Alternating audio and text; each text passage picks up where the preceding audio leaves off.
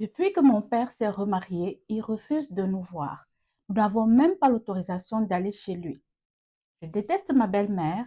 Elle nous a éloignés de notre père quand nos parents se sont séparés.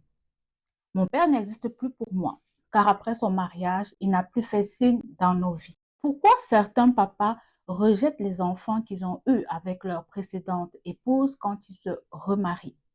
C'est à cette question que je vais répondre aujourd'hui et elle m'a été posée par Salimata qui vit au Burkina Faso.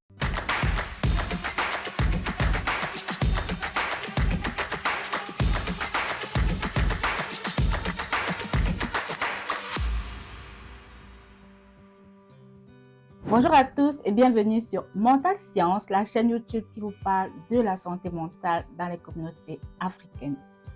Les pères qui rejettent ou abandonnent leurs enfants quand ils ont quitté leur précédente épouse et traitent toutefois bien les enfants de leur nouvelle compagne, il y en a partout, peu importe la communauté. Ce n'est donc pas un mythe, mais c'est une réalité.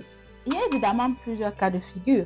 Le père peut par exemple se remarier après un divorce ou alors suite au décès de sa précédente épouse. Ou encore, il peut avoir eu des enfants avec sa précédente compagne alors qu'il n'était pas marié. Puis ensuite, il s'est marié avec quelqu'un d'autre. Ce qui explique qu'il y ait des spécificités dans les différentes situations que nous allons parfois observer tout autour de nous. Je vais prendre 4 cas de figure pour illustrer mes propos. Cas de figure numéro 1, l'abandon. Le père avait de très bonnes relations avec ses enfants avant qu'il ne rencontre sa nouvelle compagne ou épouse. Après son mariage toutefois, il va commencer progressivement à prendre ses distances avec ses enfants. Les occasions de rencontre vont se faire de plus en plus rares et parfois même en cachette de la nouvelle épouse. Et avec le temps, le père va finir par ne même plus retourner les appels de ses enfants. Il ne se présentera plus quand il faudra venir les chercher et il va progressivement disparaître de leur vie.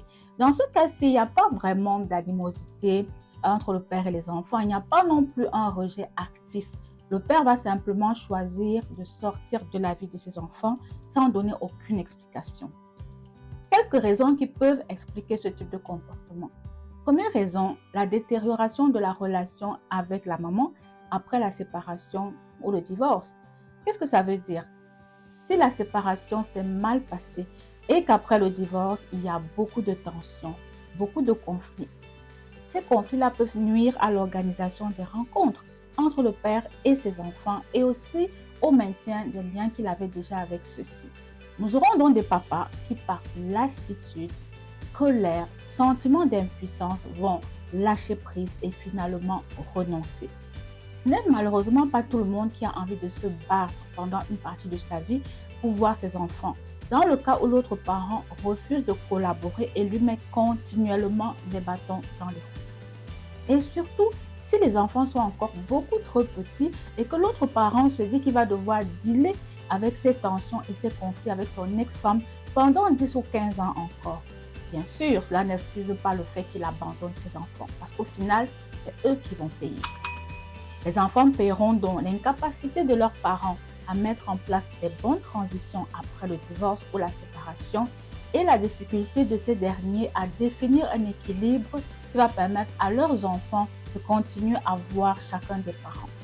Le père peut donc ainsi se laisser dominer par la colère, la frustration et finir par détester son ex-femme. Et cette colère va prendre toute la place. Autre raison qui peut expliquer l'abandon parental. La mère, au moment de la séparation, peut porter plainte à son ex-mari pour violence ou pour maltraitance envers les enfants.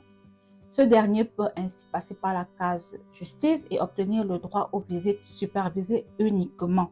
Ce qui veut dire qu'il ne pourra pas voir ses enfants tout seul.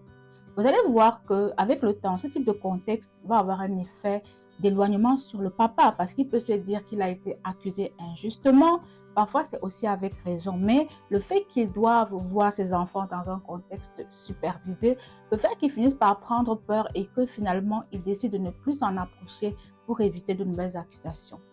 Et comme le droit de visite n'est pas toujours un devoir de visite, avec le temps, malheureusement, le père pourra également disparaître de la vie des enfants, évitant ainsi de se retrouver face à de nouveaux conflits avec son ex-partenaire.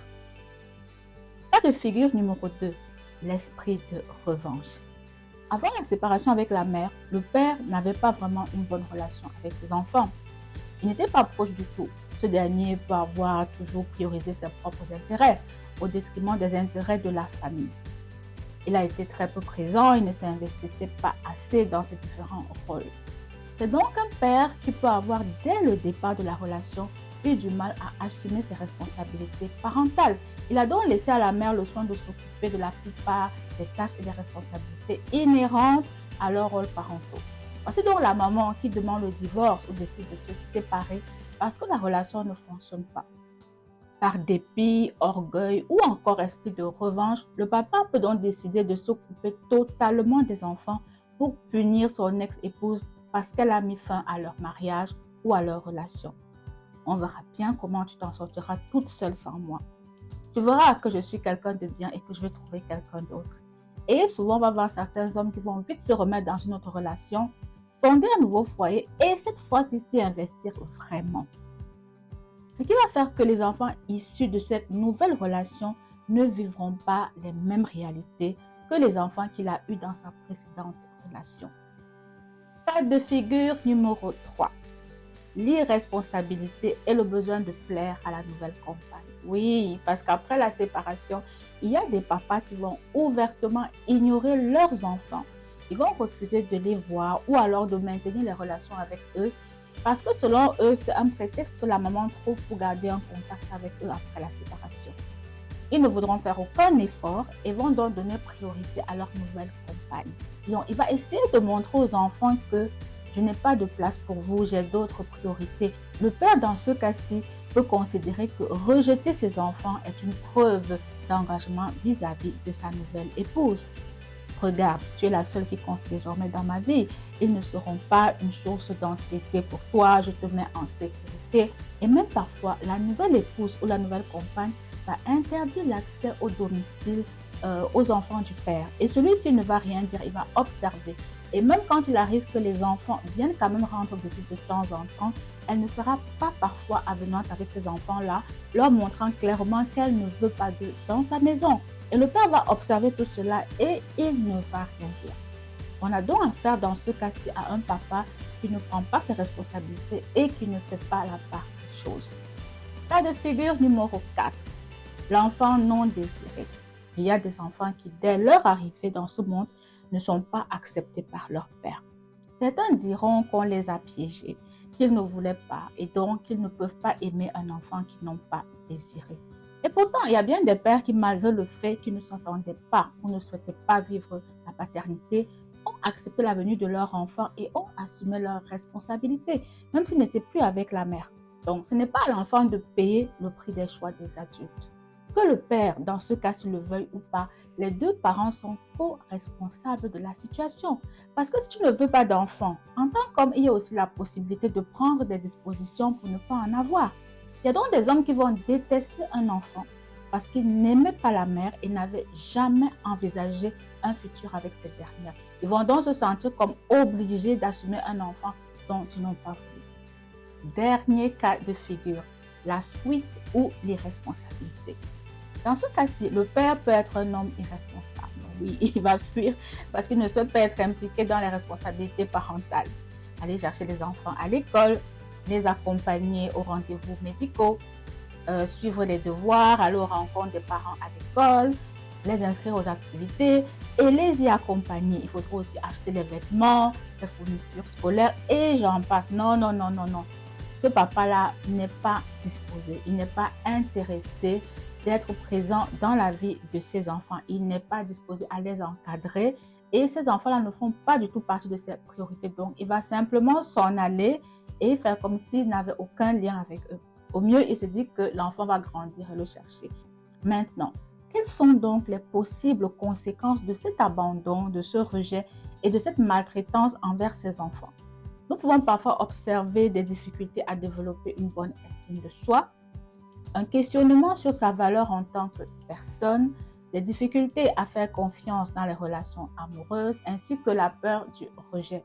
Parce que l'enfant peut se dire, mais si mon père, qui est l'une des personnes censées être la plus importante dans ma vie, l'une des personnes censé m'aimer de manière inconditionnelle, s'il a choisi de m'abandonner, de me rejeter, de me maltraiter devant sa nouvelle femme et ses autres enfants, comment puis-je être convaincu que j'ai de la valeur? Oui, il y a des enfants qui vont se poser cette question et qui vont culpabiliser.